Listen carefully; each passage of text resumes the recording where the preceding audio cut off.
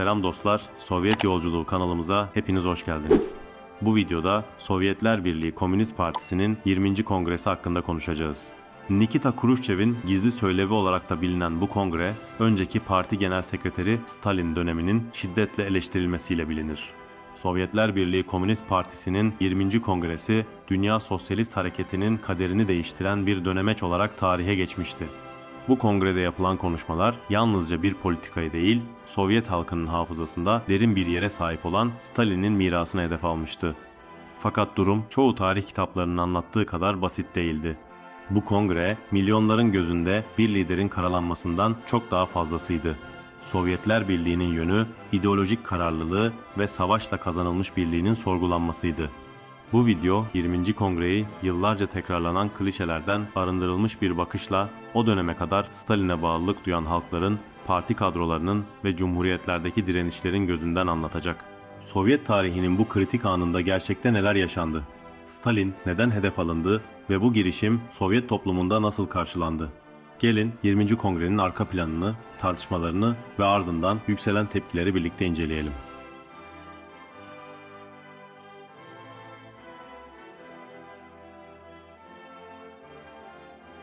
Stalin'in ölümü Sovyetler Birliği'nin tarihinde sadece politik bir önder kaybı değil, aynı zamanda ideolojik yönün belirsizleştiği bir döneminde başlangıcı oldu.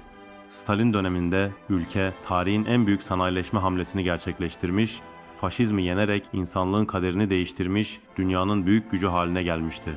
Fakat ölümünden sonra parti içinde bir yön arayışı başladı. Malenkov, Beria ve Khrushchev arasında güç mücadelesi yaşanırken Stalin'in önderliğinde kurulan sosyalist düzenin temel ilkeleri sarsılmamalıydı. Birçok Sovyet vatandaşı Stalin'in mirasını yalnızca politik değil, kişisel bir mesele olarak da görüyordu. Çünkü Sovyet halkları faşizme karşı zaferi, ücretsiz eğitim ve sağlık sistemini, dev sanayi atılımlarını, toplumdaki eşitliği Stalin dönemiyle özdeşleştirmişti.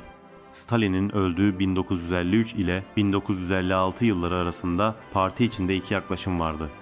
İlk yaklaşım Stalin'in mirasını koruyup sosyalist inşayı aynı kararlılıkla sürdürmekti. Diğer yaklaşım ise Stalin yönetimini fazla sert bulup sistemi yumuşatma ve Batı ile yakınlaşma arayışıydı. Bu ikinci çizginin başını Khrushchev çekiyordu. Bu eskiyi dönüştürmek isteyen grup Stalin'in öldüğü dönemde henüz güçlü değildi. Fakat belirli kadrolar arasında sessizce örgütleniyordu. Kongrenin toplanacağı dönemde Sovyet halkları hala sınıfsal sorunların aşılması, konut hamleleri, uzay çalışmaları ve güçlü savunma sanayisinin verdiği güvenle Stalin döneminde somutlaşan sosyalizme bağlıydı. Ancak parti içinde fırtına yaklaşıyordu.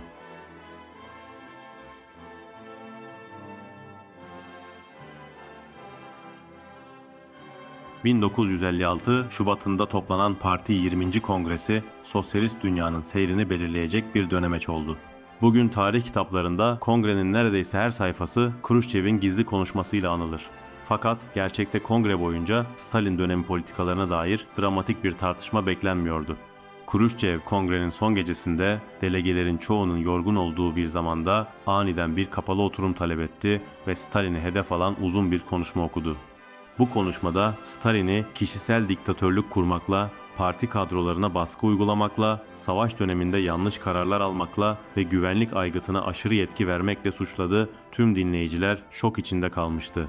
Konuşmanın içeriği bugün bile birçok tarihçi tarafından tartışmalı bulunur. Çünkü konuşmanın çoğu kanıta dayanmayan, hatta bazı bölümleri doğrudan çarpıtılmış iddialardan oluşmaktaydı. Khrushchev'in hedefi Stalin'i hatalarıyla birlikte tartışmak değil, sosyalist sistemde bir yumuşama hattı açmaktı. Khrushchev'in konuşmayı gizli yapmasının nedeni de buydu. Çünkü parti içinde, Sovyet Cumhuriyetlerinde ve tüm dünya halkları arasında Stalin'e yönelik sempati çok güçlüydü. Konuşmanın hemen ardından birçok delege şok yaşadı, oturumda tepkiler yükseldi, hatta bazı delegeler konuşmanın amacını dahi anlamadı. Çünkü Stalin özellikle savaş kuşağı için sadece siyasi bir lider değil, tüm halklara dair bir kurtarıcı figürüydü.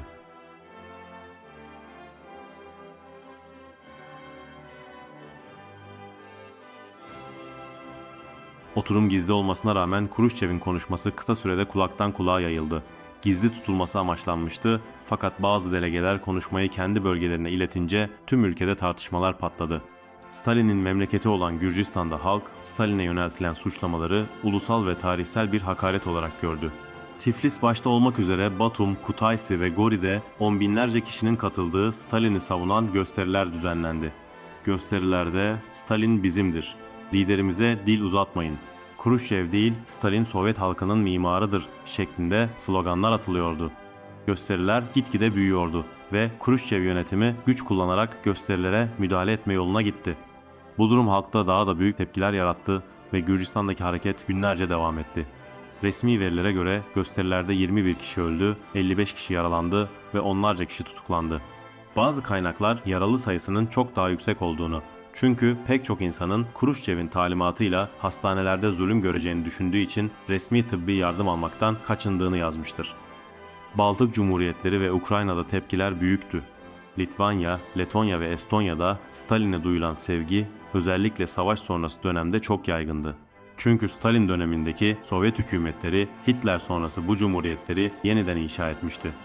Kruşçev'in karalama kampanyası özellikle bu cumhuriyetlerin kırsal kesimde asla kabul görmedi. Bu ülkelerdeki parti kadrolarından Kruşçev'in konuşmasının abartılı olduğu yönünde raporlar geliyordu. Gizli toplantılar düzenlenip Stalin'in itibarı korunmalı kararları alındı. Ukrayna'da parti kadroları konuşmanın partiyi zayıflatacağını söyleyerek eleştirilerde bulundu.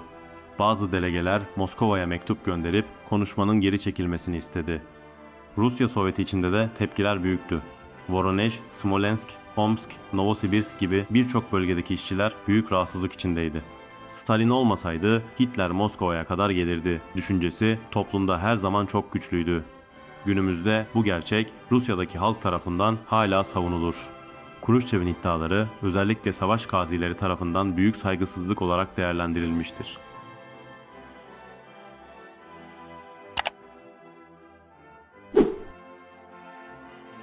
Kongre sonrasında tepki sadece halktan gelmedi. Parti içinde de ciddi bir direniş oluştu.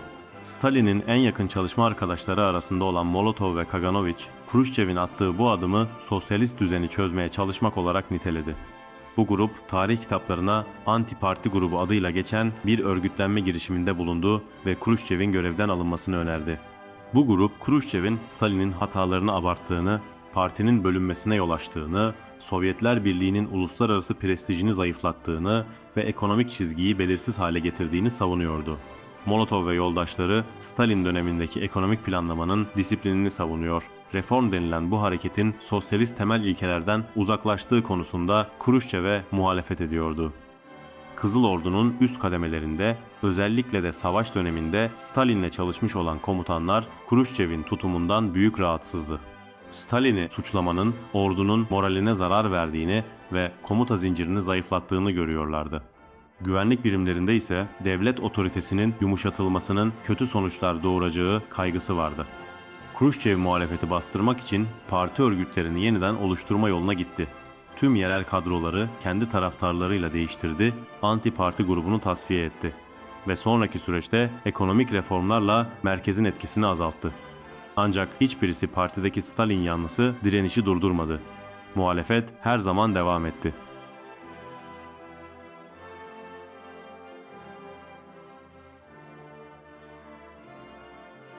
20. Kongre resmi tarihte kişilik kültüyle hesaplaşma olarak anlatılsa da Sovyet halkları için bu kongre bekledikleri bir yenilenme değil, tam tersine bir kırılma ve belirsizlik anlamına geldi. Kruşçev, Sovyet halkının savaş döneminde kazandığı birlik duygusunu büyük ölçüde zayıflattı. Planlama disiplinini gevşeterek ekonomik verimliliği düşürdü. Parti içinde bölünmelere yol açtı, Sovyet Cumhuriyetleri ile merkez arasındaki uyumu sarstı. Ve belki de en önemlisi büyük bir kazanım olan sosyalist ideolojinin sağlam temellerini tartışmalı hale getirdi. Ancak bu kongrenin bir başka gerçek sonucu da şudur: Stalin'in halk üzerindeki saygınlığı tüm baskılara rağmen hiçbir zaman yok olmadı. Gürcistan'daki protestolardan Baltık'taki direnişlere, parti içindeki mücadeleden savaş gazilerinin örgütlü tepkilerine kadar geniş bir toplumsal taban Stalin'in sosyalizmin mimarı olduğunu düşünmeye devam etmiştir.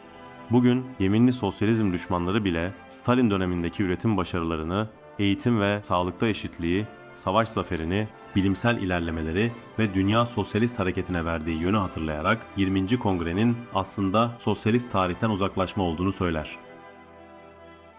Evet dostlar, Sovyetler Birliği Komünist Partisi'nin 20. Kongresi, Sovyet tarihinin sadece bir dönüm noktası değil, aynı zamanda halkların hafızasıyla, mücadelesiyle ve sosyalizme olan inancıyla çelişen bir kırılmaydı.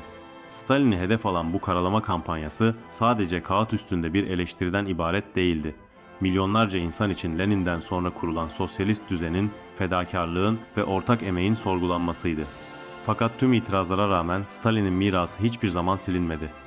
Bugünden o günlere baktığımızda yalnızca siyasi bir tartışmayı değil, sosyalist projenin rotası üzerine verilen derin bir mücadeleyi görüyoruz. Ve bu mücadelede Stalin'in adı hala disiplinin, kararlılığın ve ortak geleceğe duyulan güvenin bir sembolü olarak yaşamaya devam ediyor. Bu video boyunca tarihin bilinçli şekilde tek taraflı anlatılan bir dönemine daha ayrıntılı bir pencereden baktık. Umarım 20. Kongrede yaşananlar sonucu oluşan tarihsel etkileri daha iyi anlamışsınızdır. Eğer video sizlere faydalı olduysa videomuzu beğenmeyi ve Sovyet Yolculuğu kanalımıza abone olmayı unutmayın. Kanalımızda Sovyetleri ve dünya sosyalist hareketlerini konu alan belgesel tadında pek çok video yayınlıyorum. Diğer belgesel videolarımıza göz atmak isteyen dostlar videonun açıklama kısmından ulaşabilir. Sovyetlere dair az bilinen konularda başka videolar da hazırlıyorum. Neyi merak ediyorsanız yorumlara yazabilirsiniz. Diğer videolarda tekrar buluşmak üzere. Şimdilik hoşça kalın, dayanışmayla kalın.